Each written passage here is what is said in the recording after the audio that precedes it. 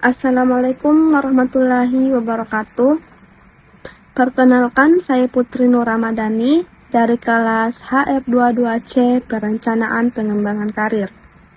Pada kesempatan kali ini, saya akan menjelaskan materi tentang konsep perencanaan karir.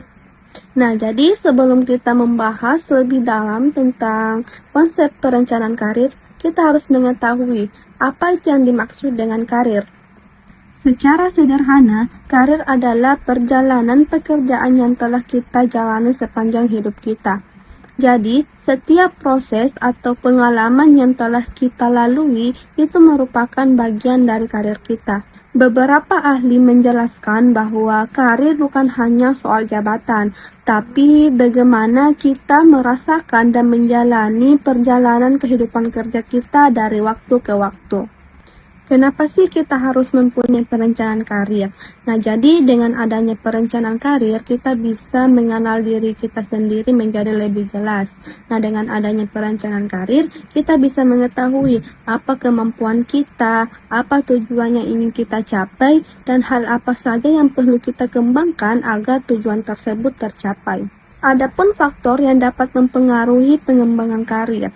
Nah, jadi sebenarnya pengembangan karir itu tidak hanya dipengaruhi oleh diri kita sendiri, namun ada beberapa faktor yang dapat mempengaruhi pengembangan karir, seperti hubungan antar pegawai, kepribadian pegawai, misalnya kedisiplinan pegawai dalam bekerja, tanggung jawab pegawai dalam menyelesaikan tugas yang telah diberikan, dan adapun faktor-faktor eksternal yang dapat mempengaruhi pengembangan karir. Nah, adapun perencanaan karir. Jadi, perencanaan karir itu berarti kita membuat rencana tentang posisi apa yang ingin kita capai di masa depan dan apa yang perlu kita siapkan untuk mencapai posisi tersebut. Nah, adapun pengembangan karir. Nah, jadi pengembangan karir ini adalah proses yang membantu karyawan untuk tumbuh, berkembang, dan dapat membantu karyawan untuk mempersiapkan dirinya agar bisa mencapai posisi yang lebih tinggi.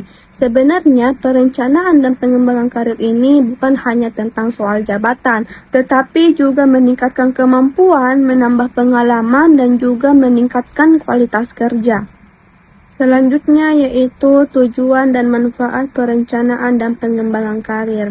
Nah, jadi tujuan dan manfaat perencanaan pengembangan karir ini terbagi menjadi dua bagian, yaitu tujuan dan manfaat perencanaan karir bagi karyawan dan tujuan dan manfaat perencanaan pengembangan karir bagi perusahaan. Adapun tujuan dan manfaat perencanaan dan pengembangan karir bagi karyawan, yang pertama meningkatkan tanggung jawab, kedua, memaksimalkan penggunaan potensi seseorang. Ketiga, meningkatkan otonomi. Dan yang terakhir yaitu menambah tantangan karyawan dalam bekerja. Adapun manfaat dan tujuan perencanaan pengembangan karir bagi perusahaan. Yang pertama, mendorong pertumbuhan karyawan. Yang kedua, menjaga loyalitas karyawan.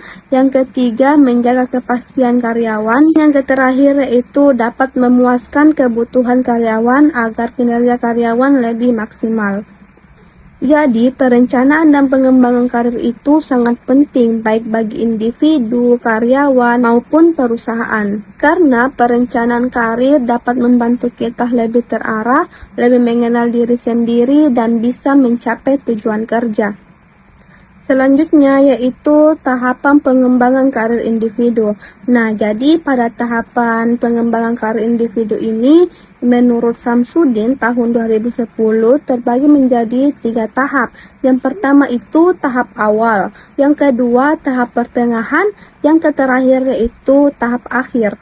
Nah, adapun tahap awal pada pengembangan karir ini, di mana pada tahap ini kita baru mulai memasuki dunia kerja, di mana pada tahap ini biasanya kita hanya fokus untuk menyesuaikan diri dengan lingkungan kerja, mempelajari tugas-tugas dasar, dan mulai memahami arah karir yang ingin kita tuju.